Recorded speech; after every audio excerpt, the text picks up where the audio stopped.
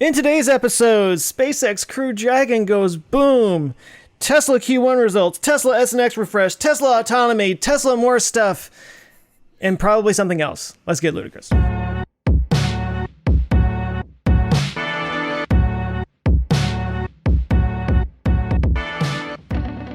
Hi, and welcome to Our Ludicrous Future. This is the podcast where we talk about all the crazy, cool stuff that's happening today that's going to make our future go straight to plaid. Ooh. There we went straight to plaid. I'm Joe Scott with the Answers with Joe YouTube channel. With me is Tim Dodd. Hi, it's me, Tim Dodd, the everyday astronaut from that internet. And with us is apparently the person that I guess Joe and I hate, Ben Solons. I guess that we hate guy. you. Oh, that guy. The truth has finally come out. What's up, guys? It's Ben Solons from Teslanomics. Whatever happened to the internet 2? Do you guys remember that? You just triggered my memory there. There was like this college university one that's like 100 times faster. Do you guys remember this? No. Can we go to our ludicrous past and talk about that in a thing? That should be kind of a cool segment. Our forgotten past. Yeah, Ooh. like things that didn't pan out that were like really promised futures. Joe, that could be one of your segments. I feel like that'd be. It could be. So what the internet too? So somebody was like redesigning the internet and thought they'd do a better job of it? Yeah, just about like, I guess, how the connections work and the speed and all that kind of thing. And it was like only for universities or something like that, you know. And It was Al Gore's brother. Yeah, Dang like one day it'll be available for all of us. And I don't know. Who knows what's real and what's not anymore? Isn't that what blockchain is supposed to be now? Internet 2.0? Oh, God, don't get me started.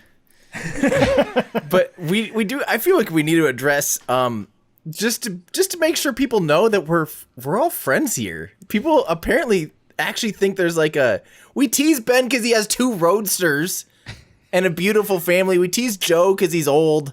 Like we tease me because I'm annoying. I mean, it's just the way it goes. That's just friends. We're just goofing. Yeah. We're just 3 buds having a goof. So don't worry. We're just 3 buds. But we do hate Ben.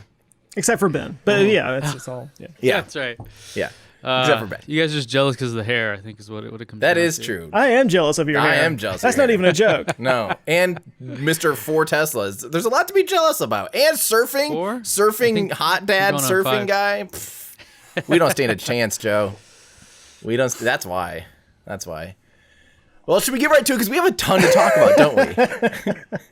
We actually have this was one of those news weeks where I think we all crapped our pants because every single day, really big things happened. And it was a roller coaster. There were bad things and there were good things. And it started off as a terrible week and then became a better one, I guess. Maybe. Yeah. So why don't I start off right away with what I think everyone knows I'm going to be talking about, obviously, which is Saturday morning. We pretty much woke up to some terrible news. And it all started with a tweet from Emery Kelly. And this was a photograph from Craig Bailey, who is an awesome rocket photographer. He was actually out doing photographing a surfing contest, actually. What? No. What was that? No, that's not true. That can't Yeah, be he true. was. Do you not believe it? There would have to be waves. Look at this is a wave. I know they aren't California waves.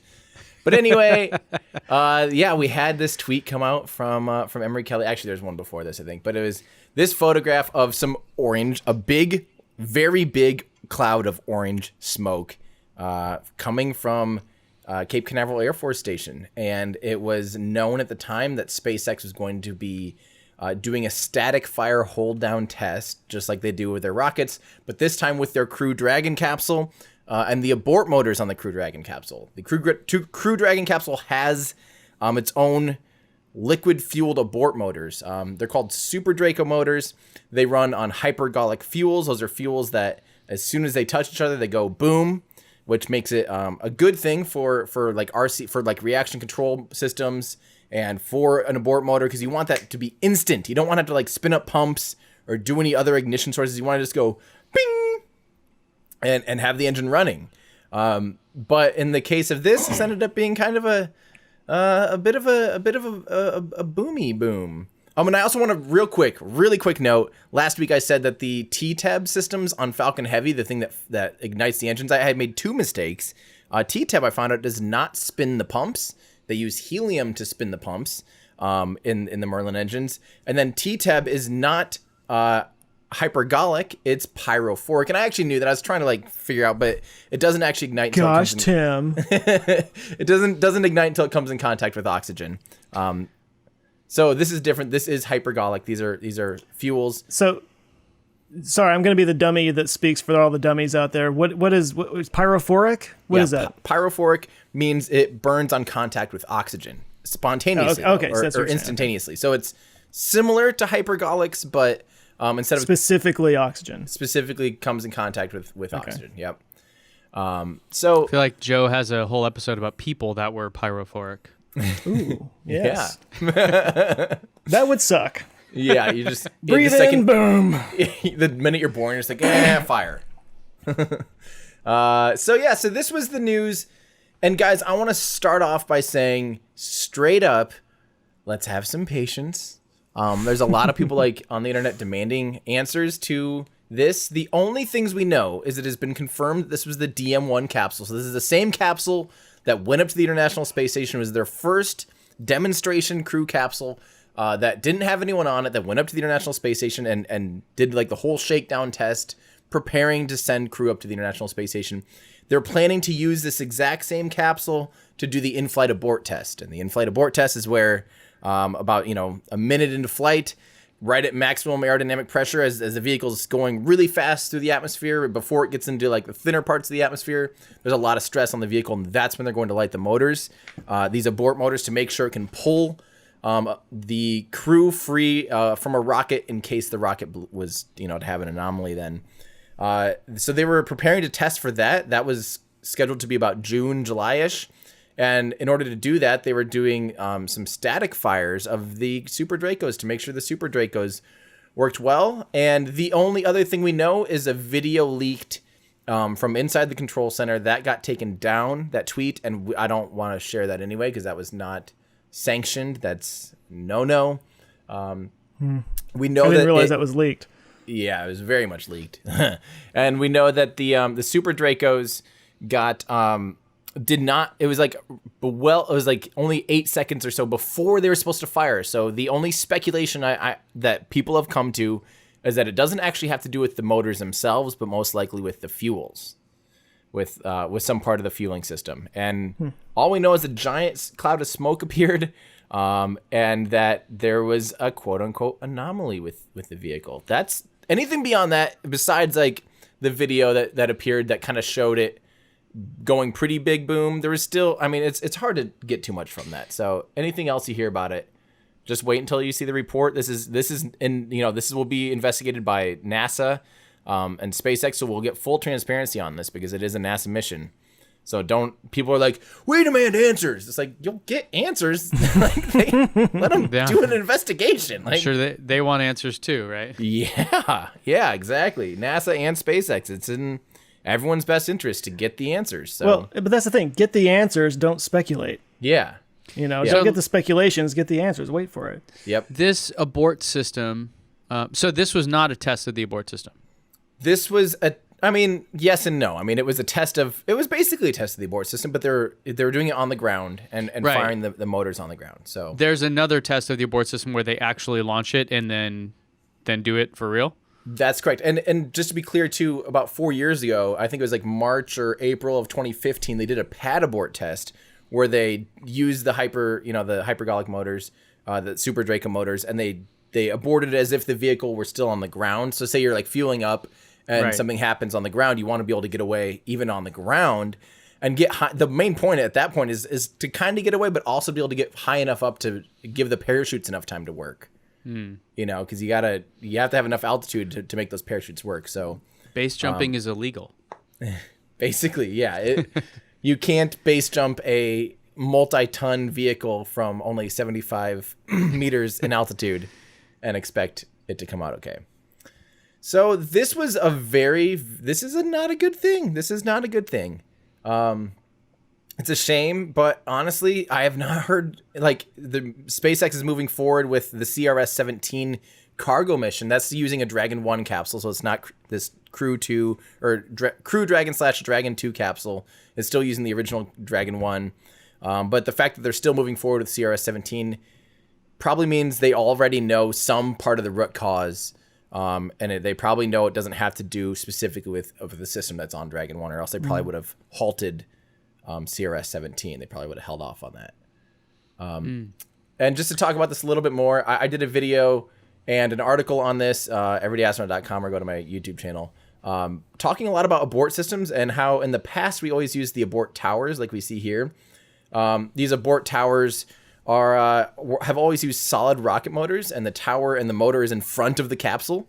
And it's interesting how all 3 new crew vehicles that are capsules, so not Virgin Galactic because they don't use a capsule, they use a space plane, but SpaceX's Crew Dragon, Boeing CST-100 Starliner, and Blue Origin's New Shepard all are using a pusher abort system, and they're Boeing and SpaceX both use liquid motors instead of solid rocket motors. So I dive really deep into that. It was an 8-page script. Can you clarify just real quick? So a solid rocket motor engine. Yep. The difference between that and like a non-solid one, I guess, is once you light it, you cannot it's all or nothing at that point, right? Solid rocket motors are basically big fireworks. Right. Like you light it and it's going. There's no stopping it. Yep. Right. Whereas another one, you like model rockets. Right. I mean, we've all probably played with fireworks or done a model rocket or something, and you light that thing, and it goes. Yeah. Got it. Okay. And it's a good thing when it's a launch abort system, because you want it to, just go. You just go. You have a charge that sets it off. Once it's going. You're getting the heck out of there. That's generally a good thing.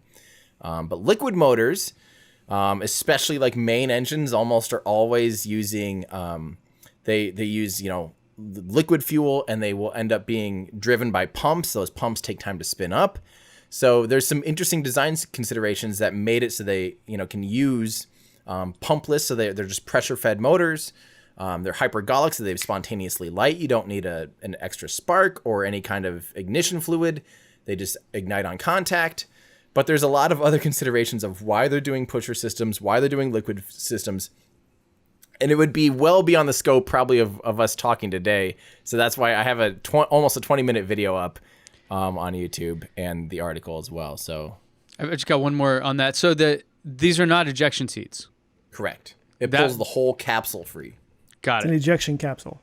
Yep. Got it. Yep. Yeah. But there were ejection sheets concept at one point. I think I saw in one of your videos, right? Yep. Gemini capsule used ejection seats, and this first 4 flights of the space shuttle had ejection seats too.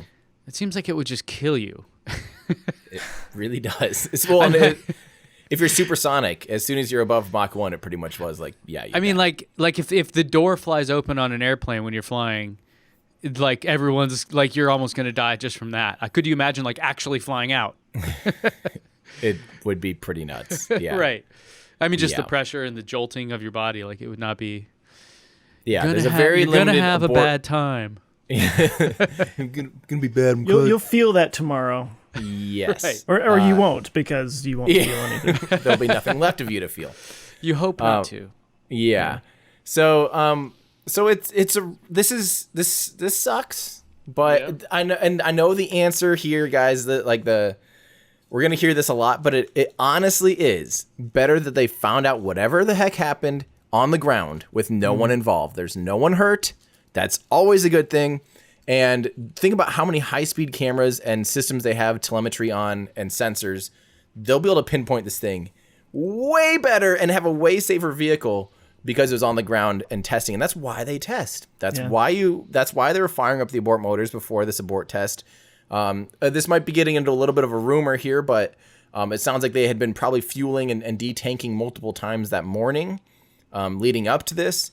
So there's a chance that literally this could have just been a result from testing. There's a chance that the root cause has nothing to do with the system itself, but maybe potentially around the procedures. Because they are conditions that they wouldn't actually be in an actual flight.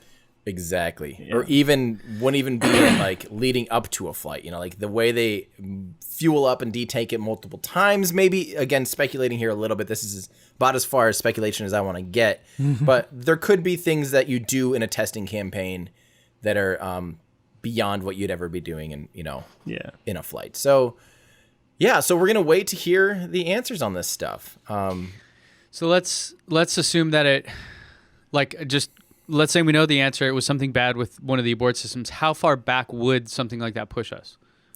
That's a really good question because the biggest thing is that they were planning to use this capsule again. Yeah. And most likely, from what I've seen, I haven't heard different. It does not look good like they'll be able to reuse this capsule. People are saying like it fully exploded. I don't think it's like gone. Like it didn't just absolutely obliterate, like just tiny pieces everywhere. There was a big, if you've seen the video that leaked, there was a big chunk of it that like tips off of the test stand. So it looks like a good portion of it is still intact.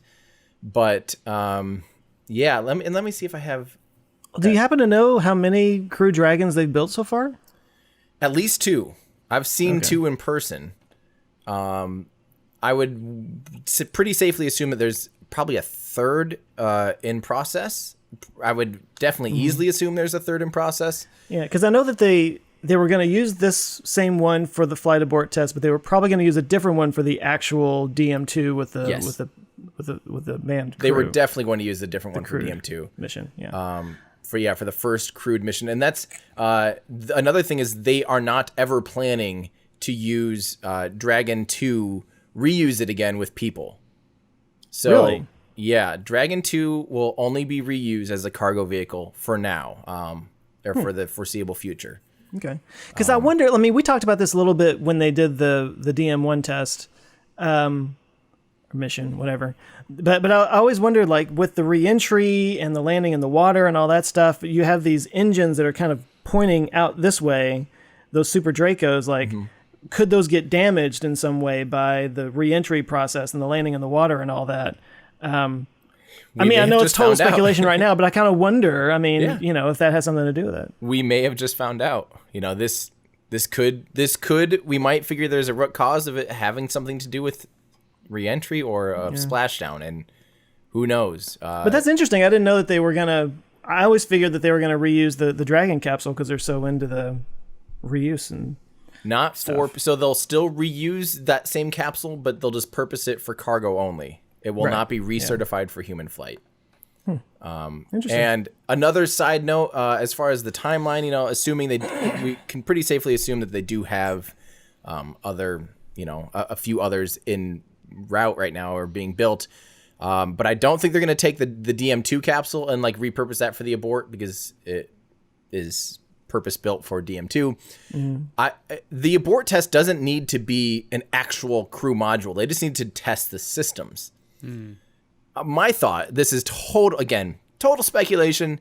They could do some kind of boilerplate or they could use potentially the same one that they used for the pad abort that splashed down only about 2 kilometers off the coast, really close. They have that to be able to use. They could maybe just strip it down and stick an abort system back, just stick an abort system back in there. All they need to do is they need to demonstrate the abort systems. They don't need all of the avionics. I don't even know if they need parachutes for this. I don't know if they need to recover it at all. I think they're just testing the abort system at max Q. I don't know if in that, in order to be certified, if they had to show that they can pull and then do the parachutes and all that stuff again, because they've kind of already demonstrated that in the pad abort. Maybe they do, maybe they don't. I don't know. I do not know. But I wouldn't be surprised if we see them using more of a boilerplate or a non-flight unit to do this abort test now that they've lost DM1, or most likely lost the DM1 capsule. How would you rank this next to, and I don't remember the name of the mission, but the one that blew up on the pad like in 2016 or whenever that Amos was. 6, the Amos 6 anomaly. How would I compare it to that? Yeah, I mean, that was a pretty bad deal, but they obviously recovered. It took a while. Like, would you put this up there with that? I mean, is it going to push things back that far? I know you don't know, but my gut feeling, Amos 6 was really bad. Yeah. Amos 6 was because that was their Falcon 9 rocket. So just to reiterate, 2016, I believe it was like August 1st, 2016 or something like that. SpaceX was fueling up their Falcon 9 rocket. This was their full thrust rocket, and all of a sudden it was just out there to do a static fire, which is where they hold the vehicle down, they light up the engines, they make sure the engines and everything are okay. It was just in the middle of fuel up when all of a sudden it just completely erupted. It turned into a giant cloud of of fire. And at the time, they used to integrate the payloads so they'd put the payload on the rocket, take it out to the pad, fire it, and then that way only like 2 days later they could actually launch. So they not only lost the entire rocket, they also lost the payload, the AMO-6 satellite, which was a $200 million satellite. So they stopped integrating payloads for the most part now when they do static fire. So now you see them come out there with like no head on the rocket, which looks really funny. But that means there's a little bit more time to integrate afterwards. It takes like 3 days now to go from static fire to launch, but it's probably a better idea. Anyway, that was a really big deal because that affected everything SpaceX did. And the root cause ended up being the COPVs, the composite overwrap pressure vessels that hold liquid or that holds helium and those are used to then pressurize the tanks. They found this really weird anomaly where the carbon fiber, the overwrapped, the thing that actually spun around the pressure vessel, these little, I mean, they're not little, they're pretty large tanks, like several liters. But these relatively small tanks are wrapped in carbon fiber, and they found out when they were quickly loading them with liquid cold oxygen and helium that there was different temperatures happening in different things, and it was turning into solid chunks of oxygen, and these were forming cracks in the carbon fiber. The carbon fiber all of a sudden like broke and sparked, and all these weird anomalies that had never been witnessed before. And it took a long time to find that root cause. And boom. And it just, and it's just gone in a millisecond, you know. And here, I just have a feeling that it's more, you know, since this is isolated to Dragon 2, and apparently it is because they're still flying Dragon 1 in like a week. So that to me feels like less of a big deal, although it might still be, total guess, still another like 6-month push on the Crew Dragon, which means we might not see people fly until 2020.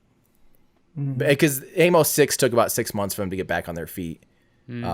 So if we apply that same logic, 6 months, they were looking at like August was that doesn't kind even of sound bad though, honestly. No. Yeah. Better safe than sorry too, you know. Yeah, so but I was hoping to see it happen this year, so it is a bummer. Yeah. But obviously you want to get the problems fixed. You've already seen Falcon Heavy launch and land with your own eyes. Is that not enough for you, Joe? No. It's a bummer, but hopefully, you know, when they do, anytime there's fuel flowing in any vehicle, they have high-speed cameras running like crazy. They literally have like a dozen or more cameras pointed at this thing, all telemetry running, everything. So the second there's fuel flowing in any vehicle, whether it be Dragon, whether it be even engine test stands, everything. And can you imagine the servers they have for data? Because if you're running 1,000 frames per second at 1080p or whatever, can you imagine how much data they use? And I think it's even beyond that. Like, it's nuts. So every time they fuel, every time they static fire, every time they do anything, they have just mountains and terabytes of data that they have to keep track of. I can't imagine. It's just a bunch of thumb drives like plugged into a laptop somewhere. Does the Crew Dragon have Sentry mode? Exactly. Oh, Dash cam. That's what I was thinking. Do you guys have any other questions about this? And I really try not to, you know, I try not to speculate too much. There's plenty of people doing plenty of speculations, but it will affect the timeline at some point. Who knows how much? And we'll hopefully find the root cause very soon.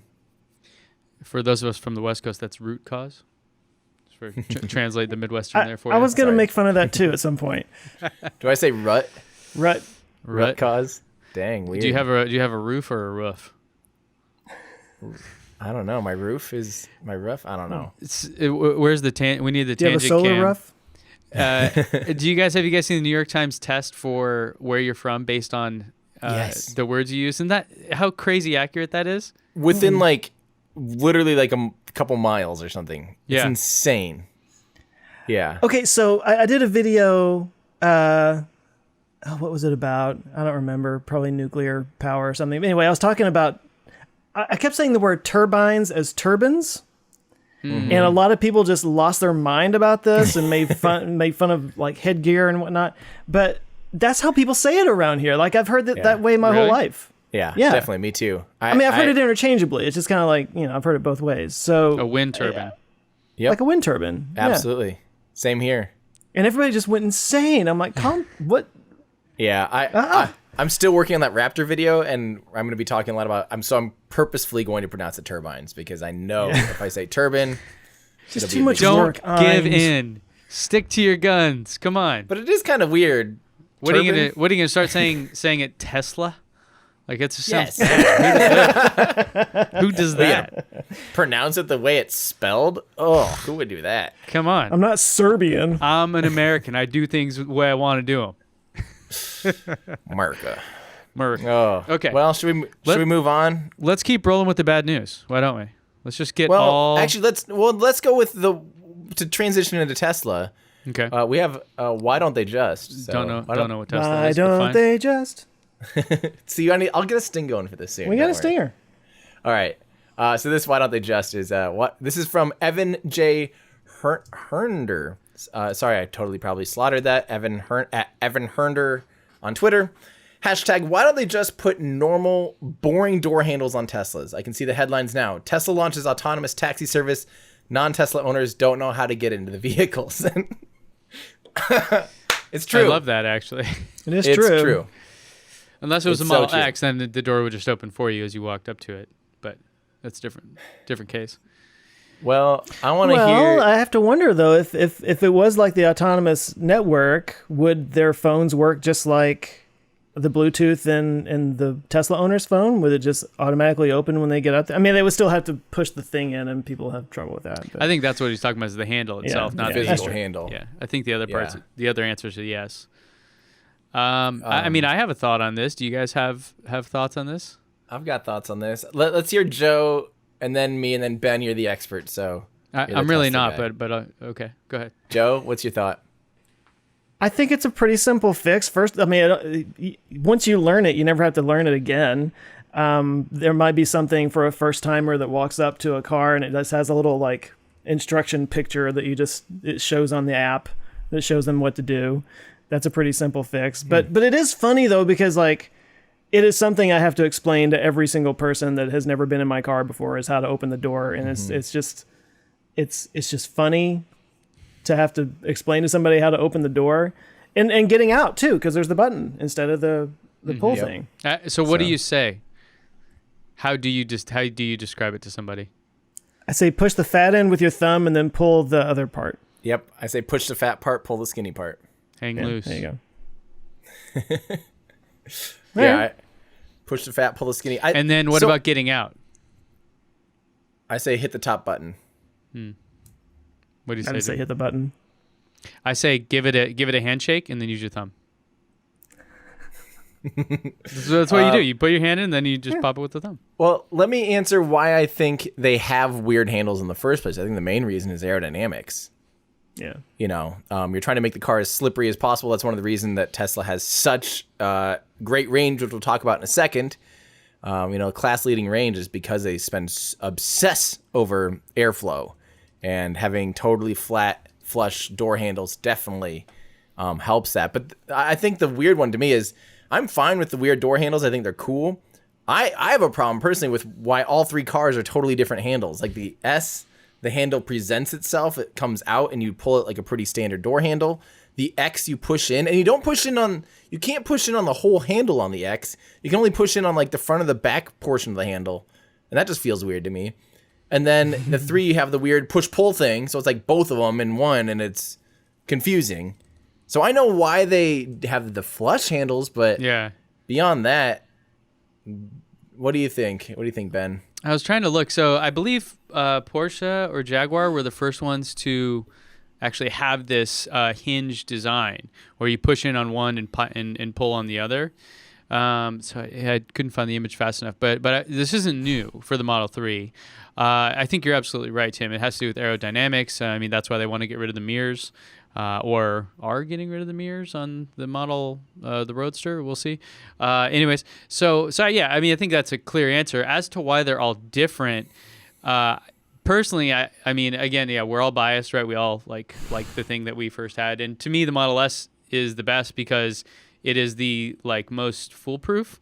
Yeah. Like you walk up to it and there's a door handle. It came out. I didn't have to do anything, and I just pull on it. Like it takes zero thought from somebody that's never seen it before. The Model X, it's intuitive. I think is really cool as well, but you have to have it set up right. Like Tim, when you rented yours, I don't think it was set up, but the door will just open for you as you walk up, and it has ultrasonic sensors to not hit something next to you.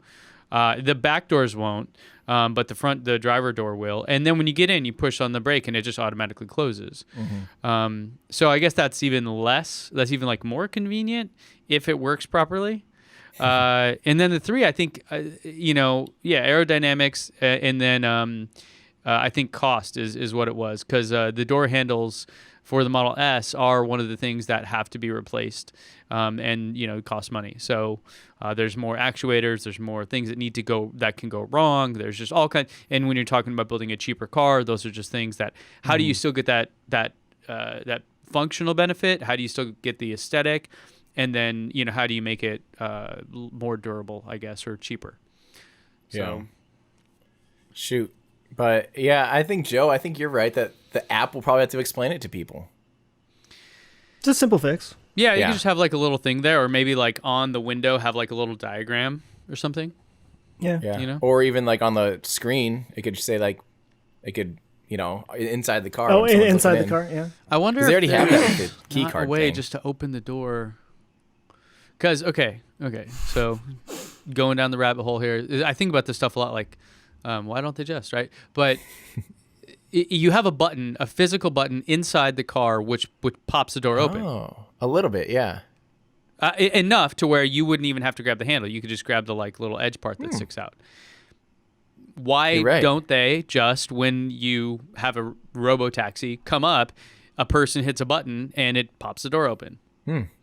Maybe it pops it a little bit harder. Probably update that via software or something.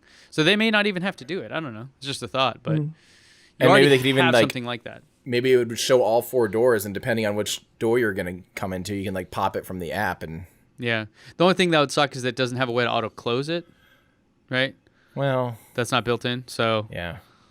Yeah. They'll have to have instructions on the screen and stuff because people need babysitting. I think we can all figure out how to close the door. Yeah. But people have to be told, though, because they just saw the door kind of... Yeah. Well, but I have to pull the thing? So, and we can talk a little bit more about it in a second, but yeah, I would, as a Robo-Taxi goes about and picks people up at certain times of the evening in certain cities, certain places of town, I wouldn't assume anything about somebody's awareness of those situations. Right. So they may need some help with closing the door. Yeah, absolutely. Yeah, so into Tesla, because there was a lot of Tesla this week. Here we go. Oh, boy. This is the Let's the get Family comfortable, Guy Joe. weather. How's the weather? It's cold. Okay, moving on. Yesterday, so yesterday was our earnings call. I have the video up if you guys want to go sit through it. It was pretty boring, so I wouldn't recommend that. But financials for Q1 of 2019, Tesla are officially out. You can see them here on the screen if you're watching on YouTube. And they're bad. Pretty bad. Just flat out bad. Although, so they posted a $702 million loss in Q1, which is 600% down from Q4 of last year. However, if you're comparing to the previous Q1, that one was a net loss of $710 million. So they're getting better. Yay. Year over year. That is a lot sharper of a decline than I think most people expected. Revenue did go up, so that was good. Gross profit went down. Cost of goods sold went up. That's not a good thing, but that usually goes hand in hand with revenue. SG&A went down, which is good. Like the cost of selling. This is probably because they laid off a bunch of people. And then your R&D, if I can get that thing off the screen, R&D went up, which I always like to see because that's like a little bit of they need to be doing that, the pace of innovation and all that kind of stuff. So, yeah, not a ton of good news there. On the call, the one big takeaway that I had, besides many of the little anecdotes or tea leaves, as they may call them, was that Tesla apparently is going to offer their own insurance starting next month.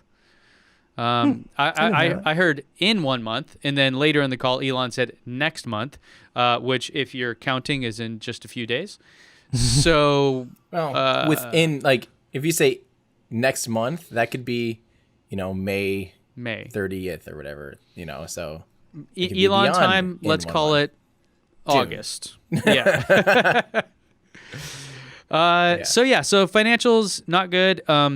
Expected that somewhat. I think a lot of people did. So not a real big surprise here, but those numbers were down more than I think most people were anticipating. The stock probably down. I don't follow it. I don't recommend other people follow it. But So that's it from that segment. Any questions? I have 2 questions. Number 1, I have a story to tell you guys that I forgot to tell you. I got a call from my bank that Tesla called them. Tesla forgot to cash the check that we gave them. Free car. Did I tell you that? No. So I've been driving a car for 6 months, paying for it though, paying the loan off, and Tesla never cashed the check. Apparently they kind of lost it. So my bank had to cancel the first check and reissue them a new check. Oh my God. Nice, Ben. If you heard an explosion on YouTube, that was Ben's forehead smacking the mic. Sorry. Just exploding. And we wonder why they're losing money. Accounting doesn't sound to be too. They're like, hey, what's this $70,000 check here for? I don't know. Just put it in the drawer. Isn't that crazy though? If they had cashed that check, their financials would have been a lot better in Q1. So honestly, I mean, that's like 0.00001. Wow, that's crazy. That is nuts, though. But I have another question, though, just as far as this. I mean, losing money in a company. I just want to put this into perspective for people that are, I don't know, out there probably hopefully asking the same question. A company losing money like this, that's kind of expected occasionally from quarter to quarter, depending on how much they're investing in. Does this alter their future? Is Tesla done? What's this look like financially? What? So cash on hand is a big thing to think about. The way I like to think about these things at a very high level is you kind of have 3 areas. You have CapEx investments, financial stuff like debt that you take out, and operations. So operations is you're making things and selling them. And is that profitable? Is that putting money into the bank account, or is that taking money out of the bank account, right? Or is that a loss, or is that a gain? Then there's your CapEx stuff. Hey, we want to build a factory. Guess what? That costs a ton of money. That generally, is gonna be taking money out. And is it taking more money out than you're getting from your other sources? The third pillar or source is financing. So you can raise money through bonds or issuing, a stock split or something like that. So that's where Tesla's been surviving for the most part, which is how many growth-focused companies survive, because you're trying to achieve a certain level of scale before you can really kind of become profitable. Amazon is the most famous example of this, in which the short sellers of Amazon got super burned because they were giving them crap, and so they stopped doing that, focused on profitability until those guys lost all their money, and then went back to growth mode. So it comes and goes, right? Tesla had 2 profitable quarters in a row, which is the first time they've done that. This the 4th quarter that they've 4 as in the number of times, the 4th quarter that they had been profitable. So they had been profitable prior to the past 2 quarters. But it was the first time consecutive quarters were profitable. Is that right? Correct. Yeah, Q3 and Q4 were consecutively profitable. And then again, they had done that 2 times prior as well. And usually it coincided with when they started delivering a new model. So when the model, when the Roadster first hit or something, or no, when the Model S really started to get delivered, boom, they were profitable. Then they spent a ton of money, built the Model X, and they were down, right? They were growing, they were spending more money. So remember those 3 pillars, they can all be pulling money away or putting money in. So basically, right, like when you're growing, the cost of everything is taking money out, right? And then eventually it comes back in. So when the Model S got delivered, boom, they were profitable. Build the Model X, it starts taking more money out than it's putting in. Then they start delivering the Model X, boom, they're profitable. Model 3, same story. Now I think it's a bit of a different case where shipping these cars to other parts of the world took a lot more work than maybe they anticipated. And the thing that Elon kept harping on the call that sounded like it made sense was that they delivered something like 50% of the cars in the last week of the quarter, or the last 10 days or something like that. So because what you're talking about, and Elon had a good point, he's like, if a ship arrives in port on the 31st versus the 1st, that can make a quarter look totally different from a financial standpoint. But really, they still sold the cars were still there. They also expected, I don't remember the exact number, but it was something like 100,000 deliveries in Q2 right now, which would be, I think, their largest quarter ever by far. So it's one of those things where if that's the case, and they basically said, look, like, we had a lot of logistics issues. Things are there now. Things are running much more smoothly. And by the way, there's all these other new things that people are going to want, so we're going to increase demand that way. In terms of money, which is a big, so if that bucket of cash runs out, you're effectively bankrupt, right? So Tesla reported that they had $2.2 billion in cash on hand. And that's good, but at a company that spends as much money as they do, that's not like a tremendously large amount of money for them. They previously had something like $3.5 or $3.6 billion cash on hand. And one of the big reasons it dropped so much was because they paid out a bond obligation that was due March 1st of $920 million. So almost $1 billion of that like $1.5 or so billion dollar difference was that bond payment that came due. So cash-wise, they're still okay. I wouldn't say that they're like totally fine.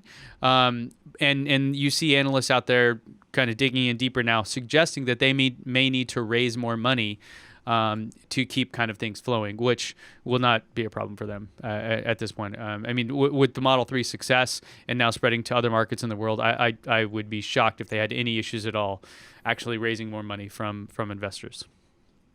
I would like to invest more.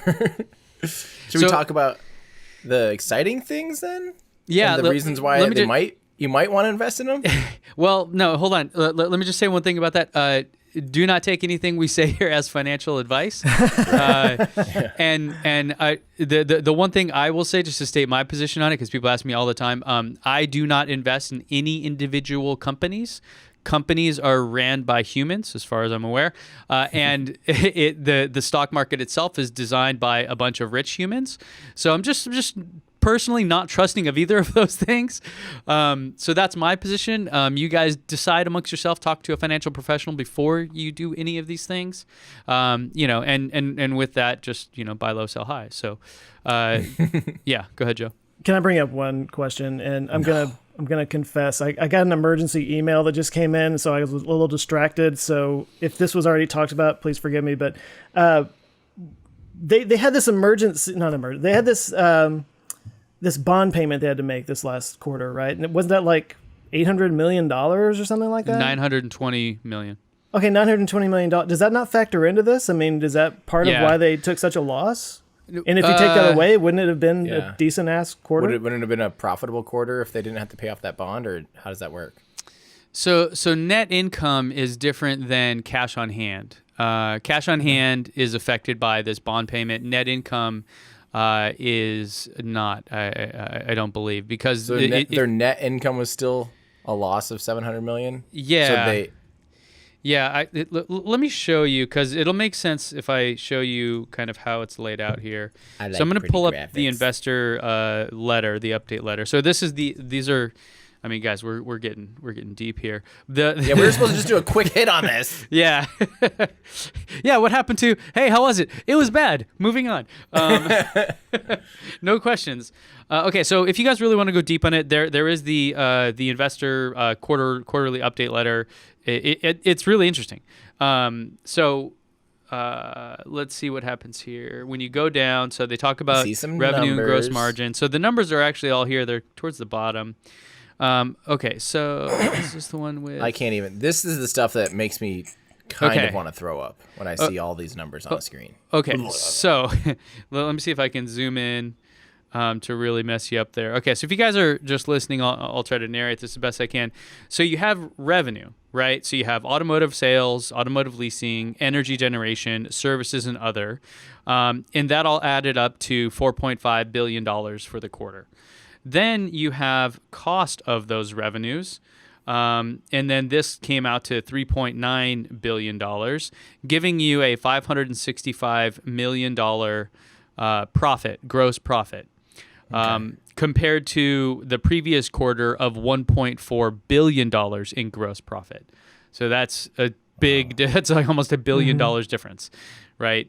And you can see the total automotive cost of revenue. So the cost of the automotive sales is, basically all of it. Then you get into other expenses, the operating stuff, loss from operations, loss from et cetera, et cetera. So SG&A, so R&D, research and development. Hey, we need to make new batteries, whatever.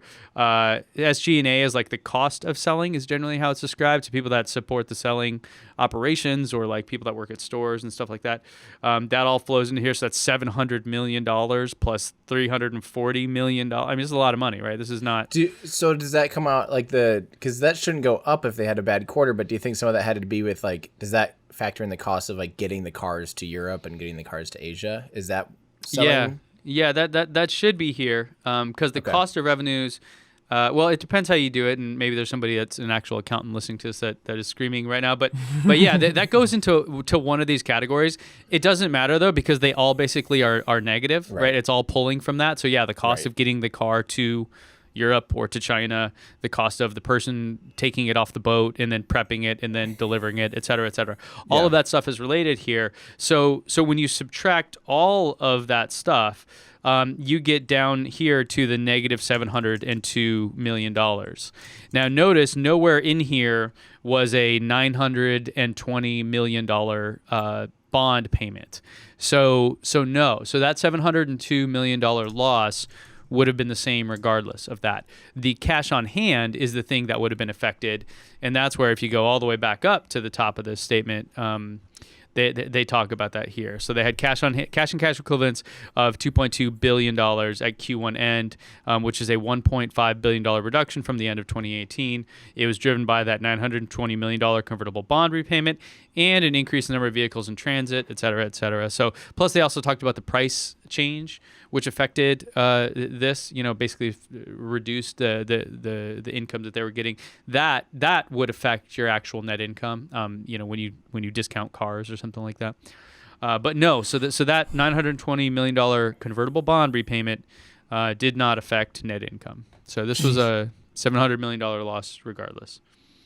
And then last thing here, but since the most of their cars were delivered in the past like week of the quarter or whatever, 10 days or something in the quarter, do you think that quarter two is going to look a lot more rosy?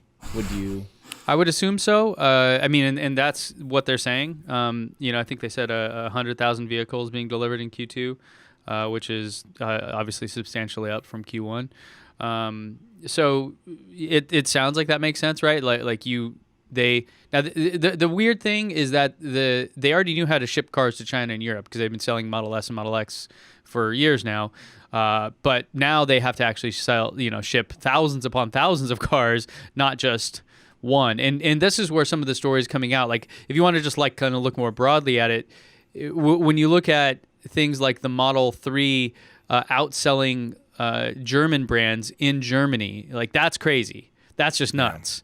Stuff like that. I think that there's a lot of signals out there that in Europe especially there's a huge demand for this, and then Asia as well. And now in Europe they still are also don't have the right-hand drive, so there's several countries that are affected by that. And then we haven't even talked about Australia. So, which by the way, breaking news. Elon's on Twitter because it's Thursday. He just said 20 minutes ago that the order page for right-hand drive vehicles, so for the UK, Japan, Australia, New Zealand, and Hong Kong will go online next week to be able to order. There you go. Yeah, so he talked about that on the earnings call as well. Impact. So, can you imagine Hong Kong? I mean, it's going to be a big market to open up. A lot of people there with a lot of money. Mm-hmm. Yeah, the UK as well. I mean, the UK has none of these cars. It's amazing. Yeah. I mean, I think they have on display or something like that, but It's the left-hand drive one, not the right-hand drive one. Yeah, I always get comments from people in the UK that are like, I'm never going to see one. It's so weird. Yeah. It's so common here already.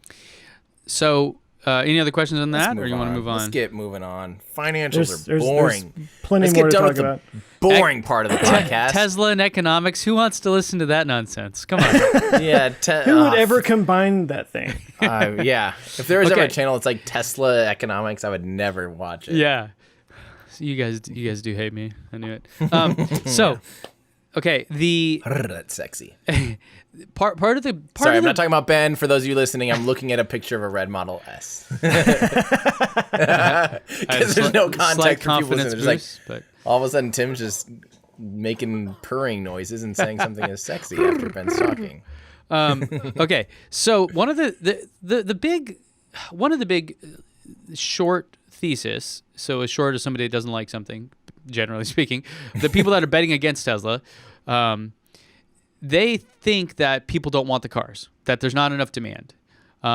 Where Elon and everyone else is basically saying, they're just too expensive, is really what it comes down to.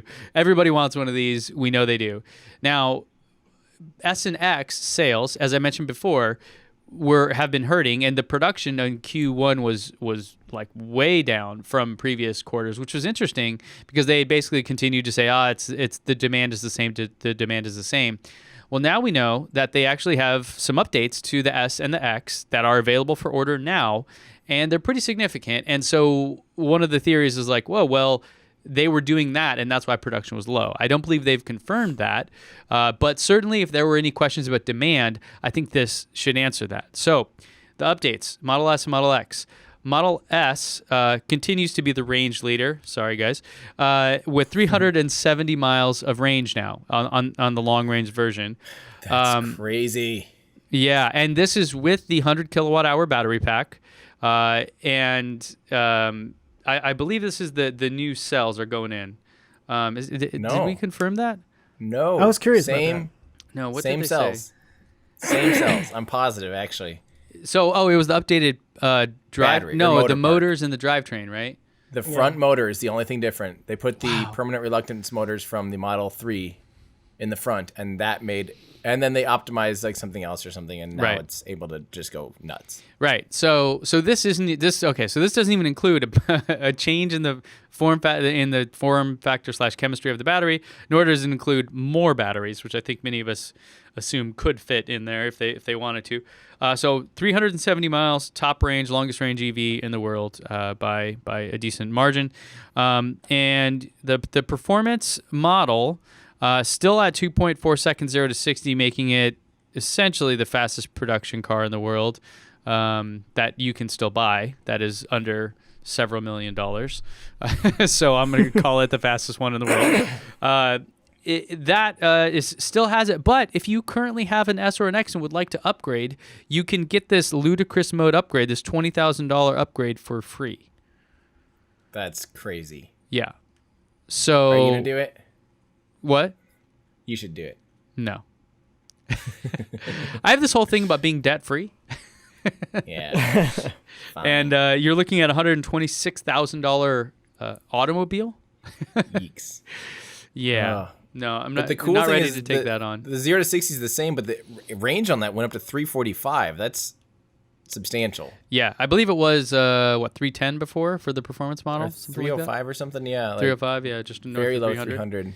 Yeah, so really great. I'm actually surprised that they can still get this performance with the reluctance motor in, because as we've talked about before, that's one of the, like, for the Model 3 performance, they had to add an induction motor to make it faster. So maybe the software is getting better. Maybe it doesn't have that big of an impact. I don't know. Kind of like I think in gas cars or internal combustion engine cars, there's a lot of these things where like it can be an 8-cylinder when you need it, but when you're on the freeway, it only runs on 4, kind of a thing. Well, maybe it's something like that.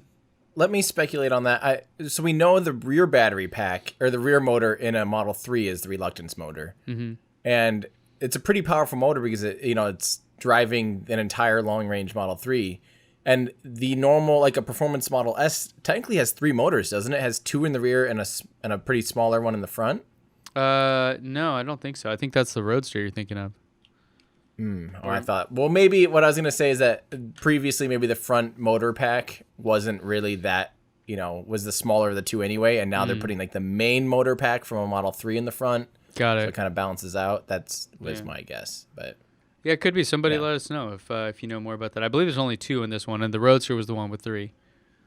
And then the Semi has like 5 or something. I don't know. 55. So then the Model X also got an update. 325 miles now for the long range. And this was under 300, I believe, before the update.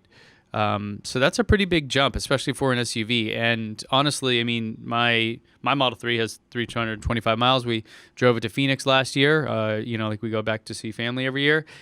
We had to stop once from San Diego to Phoenix, and it was fantastic. So this actually, I think, makes this the best like family road tripping car that they offer. Oh, wait, did we even talk about the fact that their 0 to 60s went down on all the range except for like the performance? No, I didn't. Now they're significantly faster 0 to 60 now too. They took off like almost half a second or something on all these. Faster or slower? Yeah, faster. Oh, I didn't catch that. Yeah, it's amazing. Yeah, look at the design. Your model. Go back to the S. Yeah. It is does the regular long range now is 3.7 and it used to be 4.2. Oh wow. Yeah. Which it may not sound That's like fast. much until you see it on a drag strip and you realize a half a second difference is like a mile apart by the time you're done. It's a mile apart at a quarter mile. Yeah, no, it's far. a mile isn't a real measurement. We all know that. It's kilometers. So, Yeah, it's miles true. like a figure of speech. So, yeah, okay. So you've got that. So you've got the range update, suspension update as well.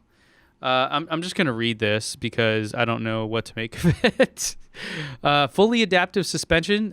Tesla says we've also upgraded our air suspension system for S and X with fully adaptive damping. Okay.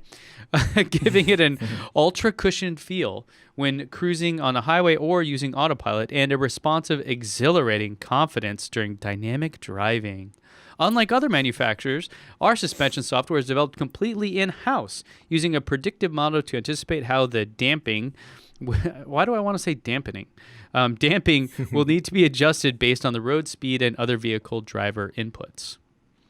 So, Ultra Kush, you got that jelly. You got that. That's cool. Yeah. I will say the one thing that the 3 doesn't have that I am a little bit jelly of the S and X is that air suspension. Seems like that would be pretty nice. Yeah. Why, though? I'm curious. Less bumpy, less coffee spilling. Yeah. Just a little smoother ride. So I have those unplugged performance lowering springs on mine. And I actually did a test on it. It was pretty interesting. So there's an app you can get on your phone called Vibe Sensor. I don't know if it's on iOS as well, but it's on Android, and it like just measures whatever's happening with the phone. And so I did a test where I mounted it to my car, drove it around with stock suspension, put these ones on, drove it around, and it was much smoother.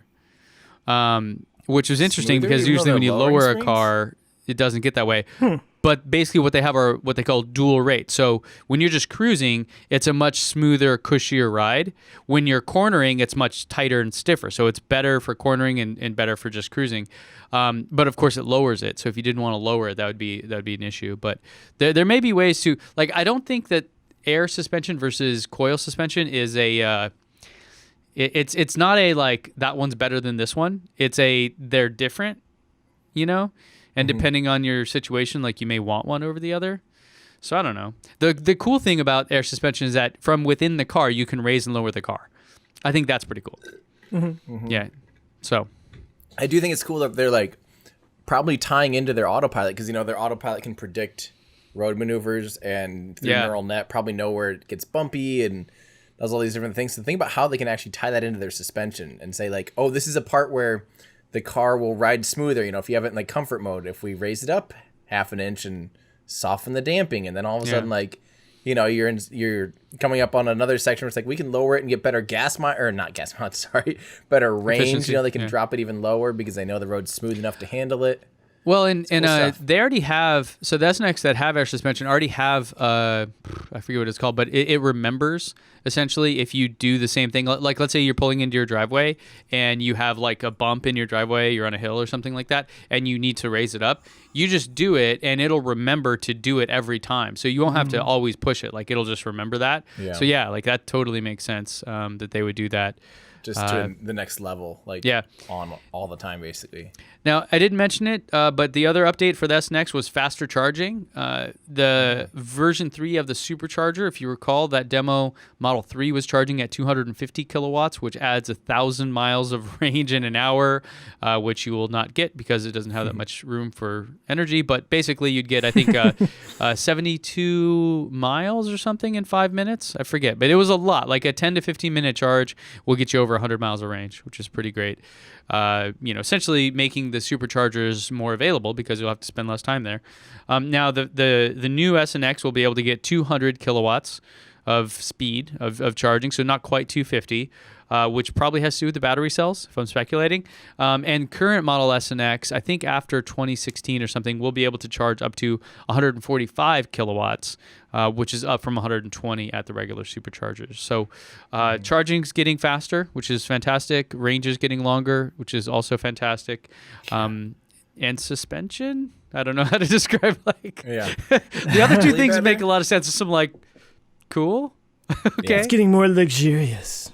Yeah. That's and what we sporty. need. Yeah. Softer and sporty. We get all the Spice Girls. Yeah. In one suspension. Now, there was also... Soft Baby mode? Soft spice. Scary mode? Scary spice. I know my Spice Girl's a little too well. There also was some news earlier this week about some updates related to computers that are going in the cars. Yeah. Joe, do you have any information on this? Yeah, I mean, for those listening, this kind of got thrown at me, and I'm not the expert here, but so I'm going to fall on whatever sword there is. But yeah, so the Autonomy Day thing, we're kind of jumping right into that. They have this new full self-driving computer. They've been talking about this for 6 months now? Or maybe a little bit longer. For a while.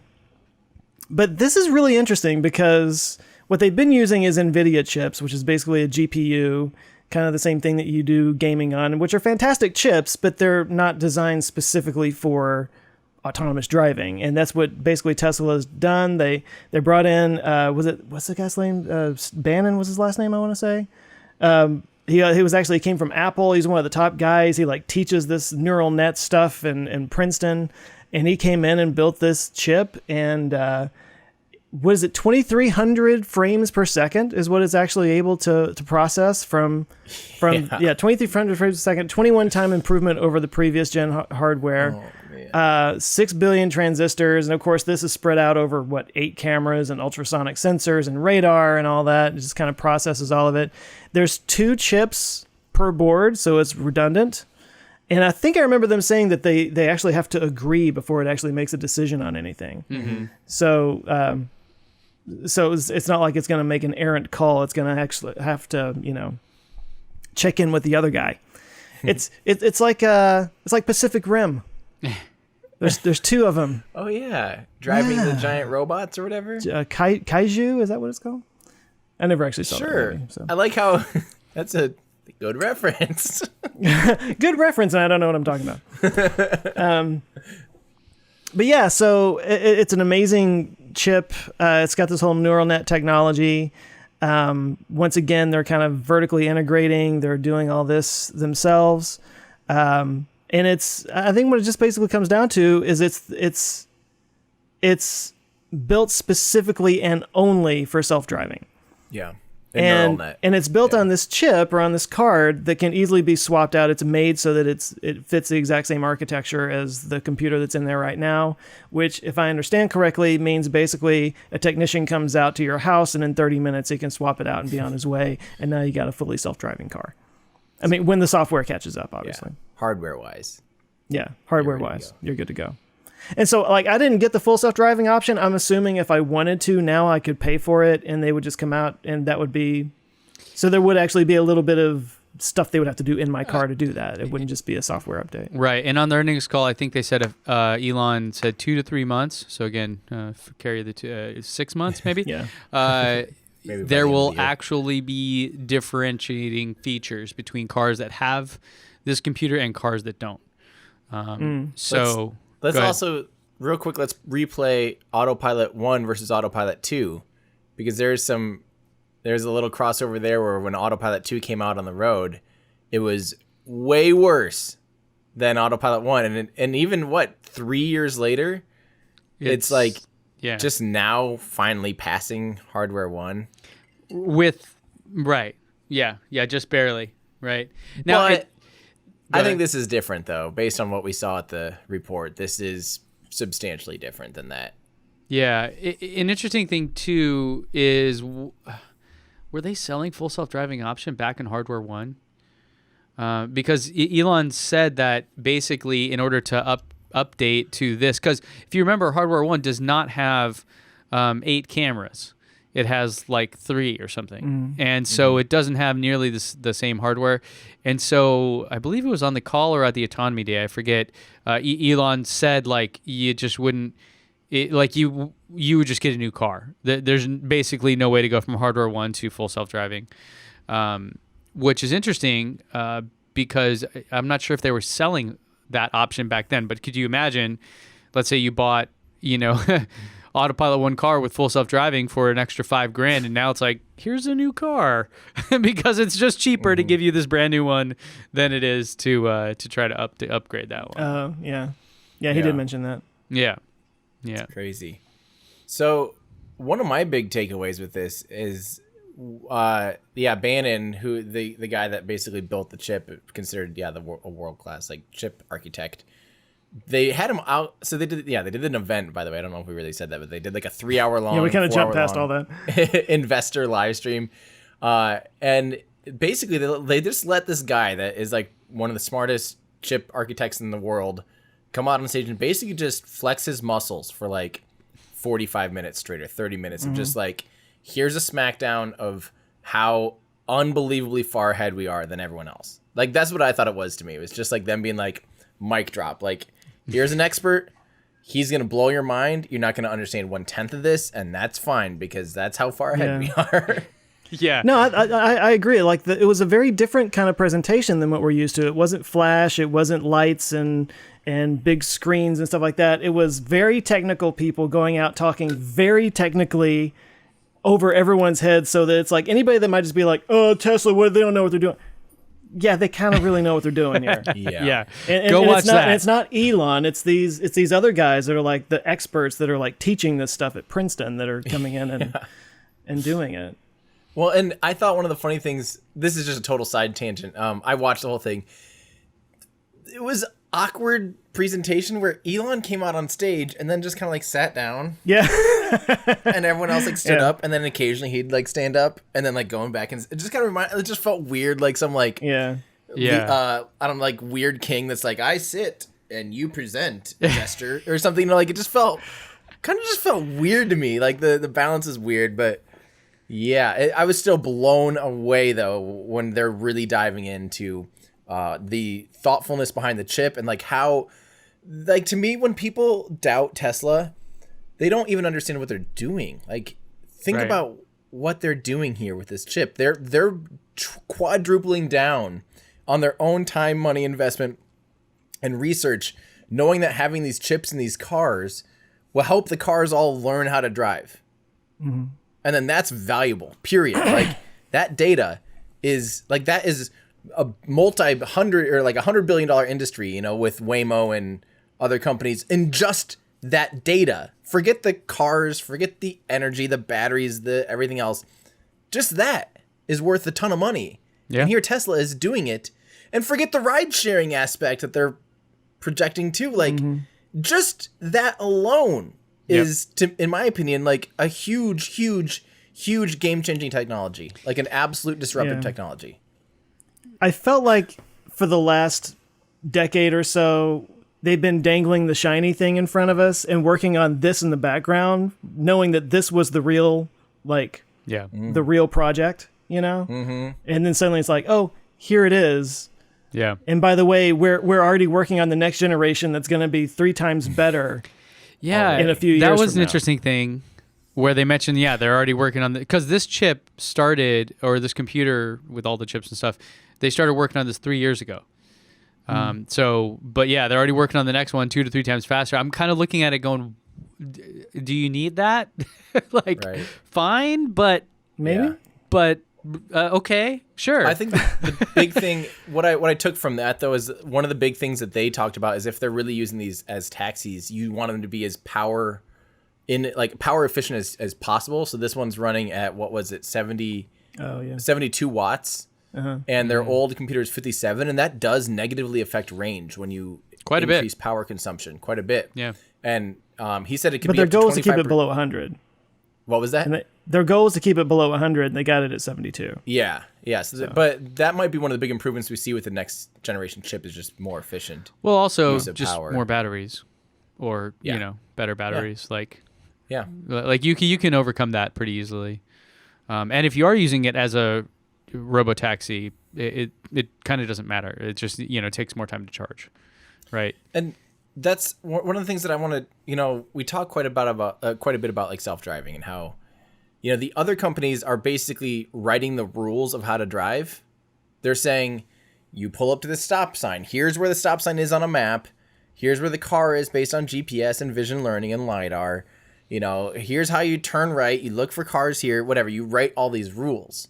And that has edge cases that might result that you can't like predict, that in my opinion, like that is the wrong way to do it. Yes, you can do that, but it's not going to be as robust in the long run. And it's going to take forever to really work on all these edge cases and really to be safer than human drivers. It's going to be very, very, very difficult.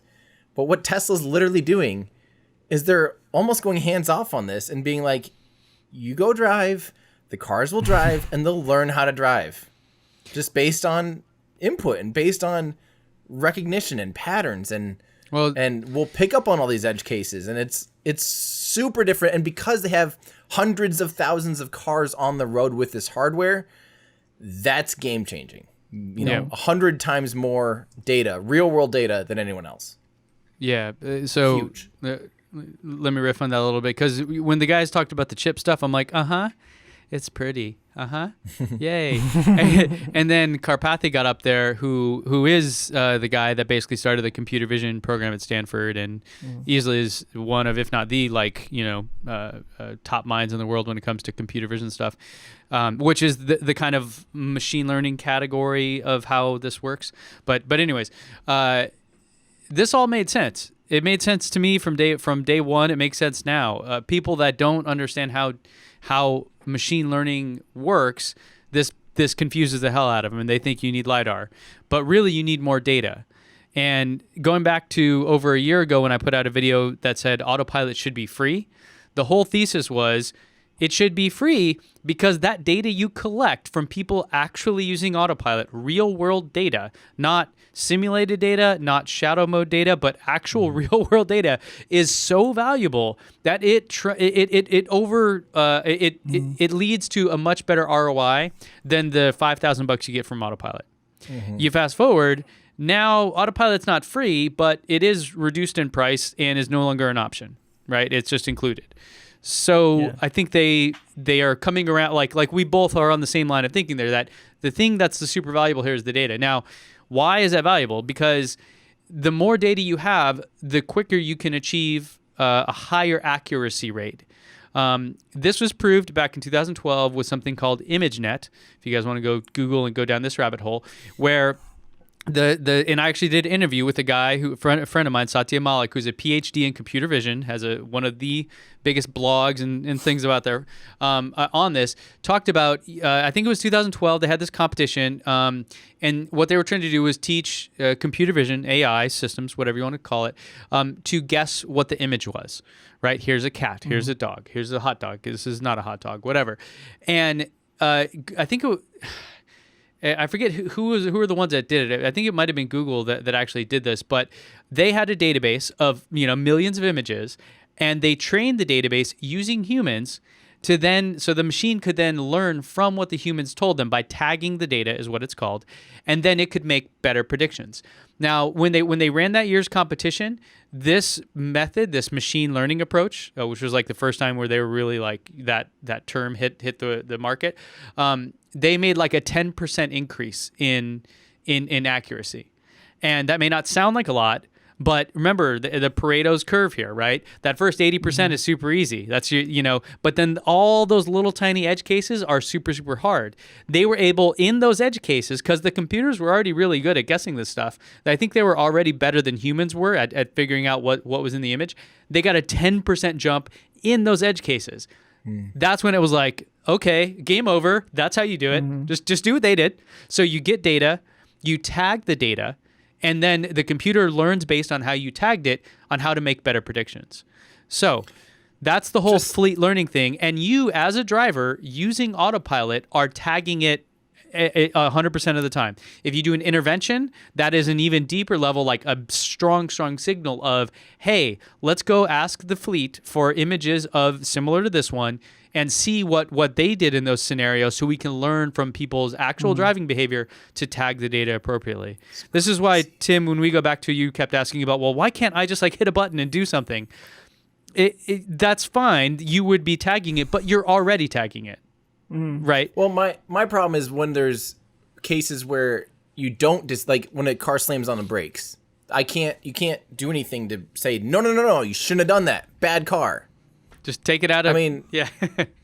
But I don't know if they're I don't know. Like I wish, because my reaction is to actually give it acceleration. I don't know if it'll pick up on that, because it's not actually disengaging autopilot when you do that. You can floor it and it will just. So I wish though there was a way to be like, no, bad car, and it would tag it. And all this reminds me of Silicon Valley with the hot dog, not a hot dog app. Yeah. Yep, that's exactly right. So, because that's exactly it, right? So, and I have a funny example here I want to show you. But so you and every other driver that already has this are tagging data just by driving. If you slam on your brakes, it knows that something happened. And that is essentially why Tesla, in my video just a couple weeks ago, is easily 100 times ahead of everyone else. The whole LiDAR versus cameras thing, I think we've solved. We, as humans, don't have lasers shooting out of our heads. Most of us don't. Speak for yourself. Right. And yet we're still able to figure out how far away objects are from us. Even animals. This was a good example from Karpathy. He said, a lot of animals in the world don't have two eyes pointed like in the same direction. They're off to the side. So the overlap between their visual fields is very low, very minimal. And so what they do is they bob their heads or they move around to gain depth perception. So people and animals have figured this out. You clearly don't need lasers in order to figure out, how far away something is. And so I think they've done it. I mean, I think this is like a huge moment in history for us. And I really liked when Elon was talking about how they do use LiDAR for SpaceX, for the docking on SpaceX. And he was like, look, it's great for some applications. It's just not great for this one. Right. You know? So he's like, everybody thinks I hate LiDAR. I don't. It's just not a great application for this, Yeah. And I like that perspective because, you can be like, oh, you're just afraid of putting a $10,000 LiDAR on your car, and he's just saying like, no, it's just I know LiDAR. I helped design it on the Dragon Capsule. Like I understand it. Yeah, I think that's really cool. Like how many other CEOs can say, yeah, I've done LiDAR because our freaking spaceship that goes to the International Space Station uses it. What's your experience with LiDAR, and why do you think it's better? So, well, CNBC had an article. Yeah, CNBC, which owned by the same company that owns the LiDAR company or something. Okay, so in the presentation, Karpathy showed a bunch of examples. And so if you guys, for me, when he came on stage, I was like, yes, like this is my guy. This is like I get it. Like we're, kindred spirits here. Like he's speaking my language. This example I'm showing you guys on the screen. If you're just listening, I'll describe it. But remember how I've told you my experience in LA driving, and there's this freeway that's above another one and it casts a shadow? Mm-hmm. This is it. He had I don't know if this is my car, but he literally had this exact freeway. I assume if it's not, this is a mirror image of exactly the issue that I've had with phantom braking and all kinds of issues with my autopilot. and what you're seeing is you're in a lane, on the left lane on a highway. There is another highway that's elevated, almost like a bridge, that just goes along next to you for quite a long time. And at a certain time of day, there's a shadow from that bridge that covers half of the lane that you're in. Mm-hmm. So that's what I'm talking about, where it's like, what is going on here? And the car just freaks out. Just totally freaks out. Does not like this a whatsoever. line down the middle of the lane. Yeah. Yeah, and really, I mean, we all work with cameras and stuff. So the challenge, I believe, is dynamic range here. Being able to actually expose the shaded area and the bright area the same, so it can have because remember, all the computer sees are ones and zeros. All it sees essentially are brightness values from an image. So it doesn't actually see it like we see it.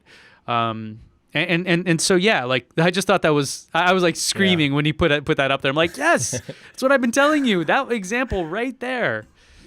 Yeah. Well, it's so funny because like we are so used to the way we think, and we see an image like that, and we totally get it. We totally get that it's a shadow, but it's really hard for us to step outside of that and realize that this applies to the AI that we're going to be dealing with in the future as well. It is just not going to think the same as we do. Right. You know, the things that we totally take for granted and don't even have to think about is very complex for an artificial intelligence to figure out. But they're figuring it out. Yeah. With this neural net and data sharing and all that. Definitely seems to be the way to do it. I mean, conclusively. Well, I'm sure the other guys are doing it too. I'm sure they're all using machine learning. And the problem isn't even how good the people are at doing it. It's how much data do you have? This is why a lot of the architectures and stuff for a lot of these algorithms are open source and public. Companies don't care. Like, go ahead. Here's my algorithm. Yeah, you need 300 petabytes of data in order for it to really work. Go ahead. Go right ahead. But maybe there's something from that algorithm that you can improve yours with. Whatever. So that's kind of the name of the game. Is whoever has the most data is going to win, and Tesla is easily 100 times ahead in that game. Yeah. And I have to say, like, there was something that was said in there, and I don't remember specifically, but it was basically talking about how exponential this technology is with that increasing data set and the machine learning and the way it works. It just doesn't work linearly like we think of. It's just happening like way, way fast. And that kind of changed my mind a little bit. I've always been a little bit kind of like, we'll see with the self-driving, like whatever they're saying, let's push it back about a year just to be safe, At least. But there's a couple of things. So one is that presentation and them talking about the machine learning and the exponentialness of it all. But the other is just my own personal experience with my own car and how much better it's gotten just in the last 3 months. I mean, I took a trip down to Austin a couple weeks ago, and that was the first time I'd taken a real road trip since probably Christmas, and used autopilot. And I did the whole navigate on autopilot and everything, and it's automatically passing cars. Like, I got to experience that for the first time, and I'm like, 3 months, it's changed that much. Yeah. And this is with the old architecture and the old chipset and everything, And to be clear, the way that it gets better is by software update. It's not like it just automatically gets better every second of every day. Like the algorithms that they're developing, the actual, like, it is getting better, but your car isn't getting better that often until they push it out. Until they push it out, and that it's a nuance because if we get Starlink and 5G whatever, and cars are just automatically connected pretty much everywhere you go, it could be near real time. You see, because it's one thing to, like, let's say, have the Google search engine algorithm automatically be improving every time anyone searches for something, literally, millions of times per second. Because this is all running inside of a data center with insanely strong internet connections and unlimited processing power. Your car is not in that same scenario.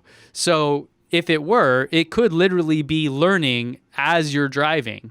But right now, it's kind of a software release cycle. So that's why it's funny when there's like no new updates and people are like, it's better. I'm like, okay, you got lucky. Maybe the conditions were different that day. But yeah, like that's how it happens. And that could change as well to where literally that exponential rate could get even more exponential if the car can be connected with a high enough throughput. Well, I want to say, like, anecdotally, and maybe this is how they have it programmed, but I've noticed, like, there's a particular split in the highway that I take almost every day and when I drive. And it's lately, like, I've noticed it will try slightly different tactics every time it gets to it. Like, recently it hugged the right line when I was making a right-hand change, and previously it, like, kind of dart over last second. And I've seen it kind of do, like, different zigzags, and I'm feeling it do it a little bit different. And I wonder if it's actually doing still in the same process, in the same like software update, if they still are saying like kind of try a few different things and we'll keep uploading that to the cloud, and that'll be new data points instead of trying the same exact way every time, you know? Yeah, I mean, algorithms like this work in mysterious ways to some extent, and every day is a different day, right? It won't be exactly the same. So I'm not surprised that you see little variations like that. Yeah. You know, it's not like if it does it this way, it'll always do it that way, kind of a thing. Right. Yeah. I kind of think that we should save the Robo-Taxi thing until next week. Like, we should maybe all just come with our strong opinions about whether or not the Robo-Taxi thing is valid. What do you guys think? Well, we have data on what they said. I think that's worth talking about. Just the numbers. So should we save it for next financially and what they can make with it? Yeah. So first off, that's an important part of it. Yeah. First off, the right. video they shared is kind of crazy. I don't know if you guys, I assume you guys saw this, but if you haven't seen this, I highly recommend you go watch the video of a Model 3 driving through. This looks like, Bay Area near Tesla. So that was super impressive. But in there, I have a slide here somewhere. If I can move this thing out of the way.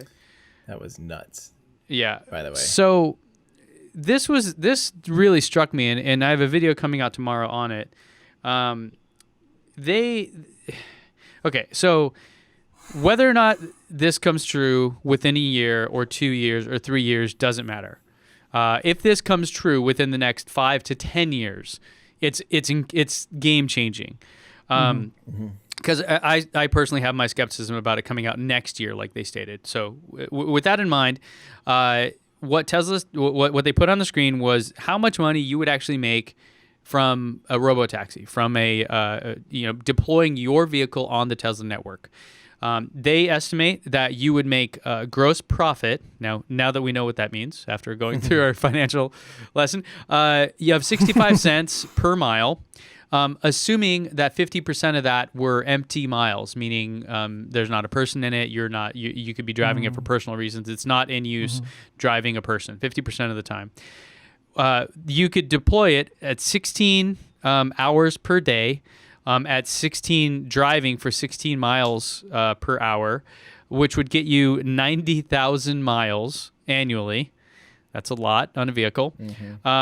Which would then generate a $30,000 gross profit per year, and that the vehicle would last around 11 years, which puts you at 1 million miles, which they also stated is now how long the battery packs are estimated to last, and the powertrain and the motor and everything else.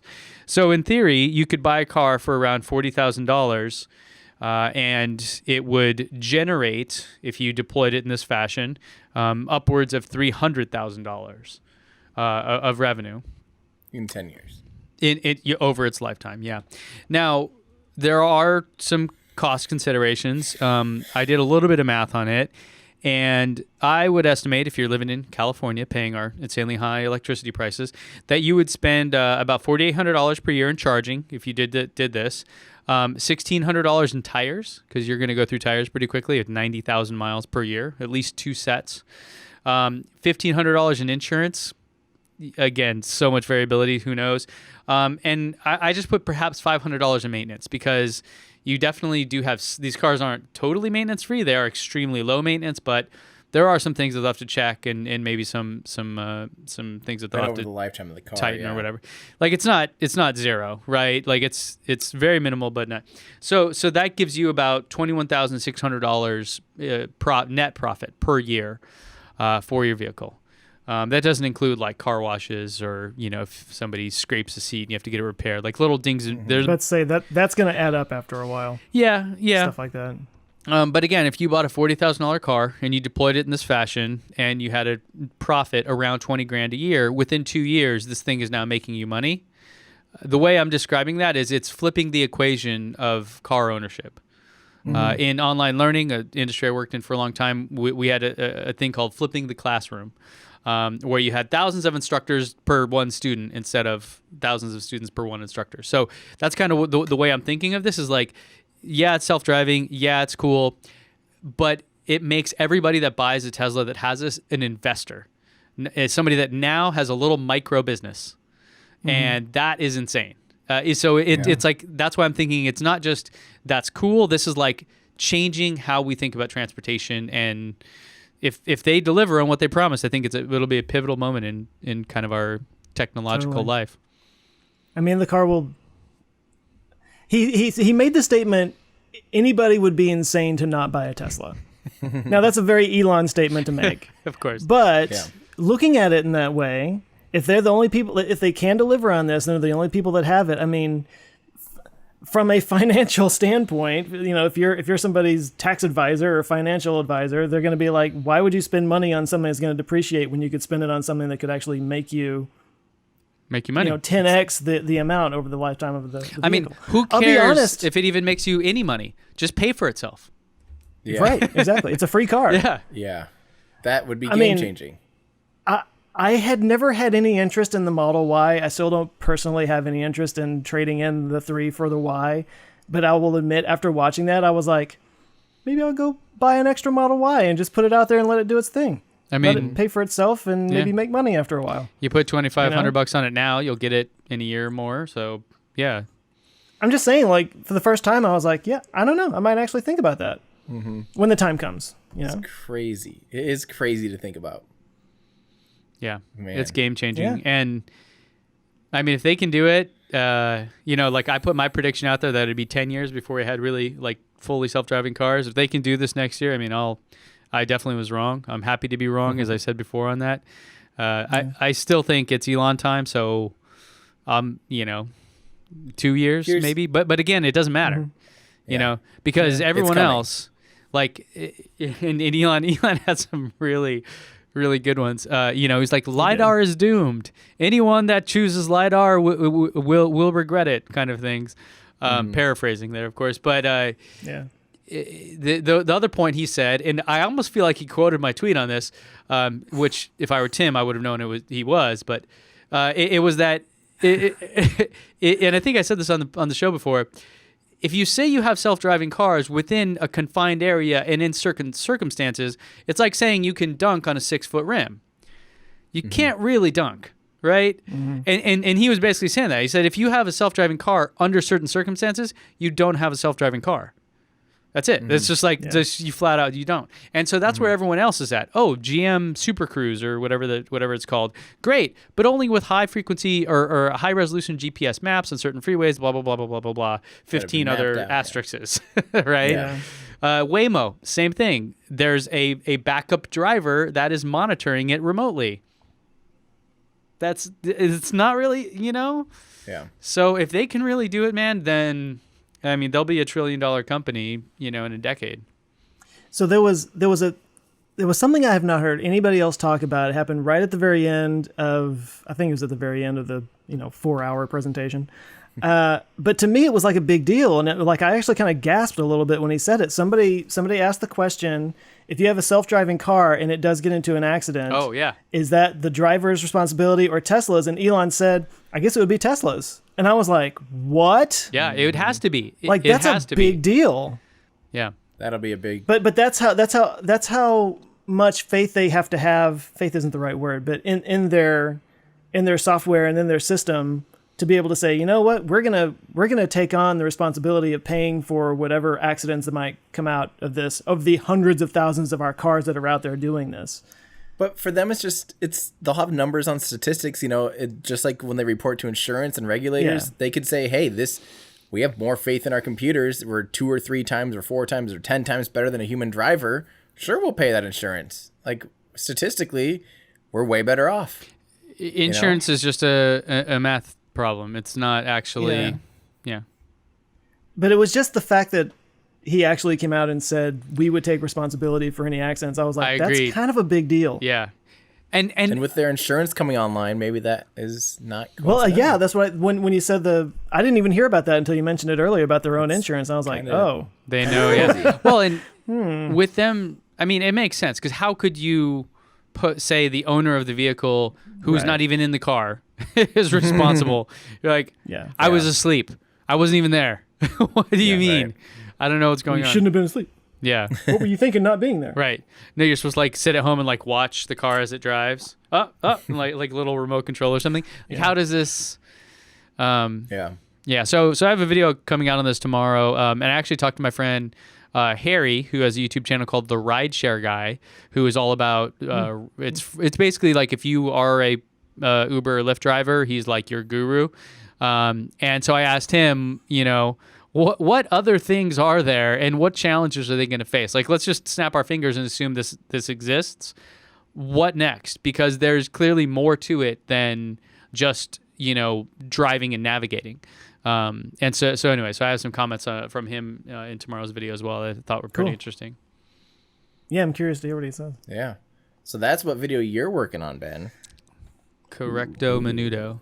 Transition. Yeah. Joe, what are you working on? I literally shot it just before we hopped on here. That's why I was like, can you guys give me 10 minutes? It's a video on fast radio bursts. Ooh. Astronomical mystery. They don't know what they're coming from. FRBs. Dang. Yep. Notorious FRBs. That's cool. I just finished my first scripted video. It's been a while. It's been 2 months since I've actually shot, edited, and done a video. We pulled it up earlier about why they're using different abort systems. So it felt really good to get back in the saddle, because I had DM. For me, it was compounding. We had DM1, then I went and saw Starhopper, then I went and saw Falcon Heavy. Meanwhile, there's taxes. Meanwhile, there's research on this Raptor video that's now 12 pages long and growing. It'll probably be 15 or 18. It'll probably be a 40-minute long video. The Raptor video. That's called a film. Yeah. So the video that you did today, was that something you were already planning on doing, or was it just because of the DM1? It wasn't. It's because of the DM1 thing. I saw a lot of questions about the system, and I was like, I'm going to look into this and figure out kind of why. And then for me, I was like, this will be an easier video to probably tackle than the Raptor. The Raptor video is... Yeah. I can't tell you how hard it is to actually do the Raptor video research. I've been working on this for a long time, and I knew I'm going to have so much animation in the Raptor video that even when I'm done shooting and scripting, I'll still have probably another week of production at least. Yeah. So I was just feeling itchy, I got to get something out. So this was a fairly Do you do your own animations, or do you have someone do that? I do my own animations, yeah. Wow. Good for you. Yeah, wow. Thanks. I sometimes have to have someone else model some stuff. Depending on what we're doing, then. But yeah, I do the animations in After Effects and stuff, and I actually enjoy doing that. So you are. I can do After Effects, but what takes me an entire day to do, somebody who knows what they're doing could do in 10 minutes, and it's just frustrating for me. Me too. If I can find somebody else to do it, it's you please just take it. I like using After Effects just because I can say pick whip. I just like saying that. That is a fun, and it's satisfying to do that too, to take the pick whip and go, I don't know why I enjoy that. If you don't know what we're talking about, go just watch an After Effects tutorial. You'll see what we're talking about. Pick whip be used pretty frequently. Yeah. Yeah. So hopefully next week's a little bit slower news week, because I feel like we just had so much stuff slammed at us this week, but we'll see. I mean, can I? Yeah. I did read a comment or two about this last week, and I know I did it while we were just recording. I got some crud when I was in Florida. I was sick for a day, and I'm still clearing my throat every 5 minutes. There's just stuff wrapped around my vocal cords, and I'm trying to not cough into the microphone, but it happens every once in a while, and I apologize. I need a cough filter around here or something. I don't know. You need AI a could do that. cough AI. Yeah, Yeah. neural net. Actually, it's probably not too far off. Probably a thing. Yep. Probably Adobe Audition probly already has it. We don't even know. Exactly. Well, I know about 10% of this program. well, guys. Okay. Was that it? Let's get together next week and hate on Ben some more. How about that? Yes. Yeah. Well, hopefully All we have right. better news to report next week, but Yeah. exciting and interesting stuff all around. In fact, I may have some really exciting stuff to report next week. Ooh. Wait and see. Wait and see. We will. All right. In Our ludicrous ludicrous future. boners.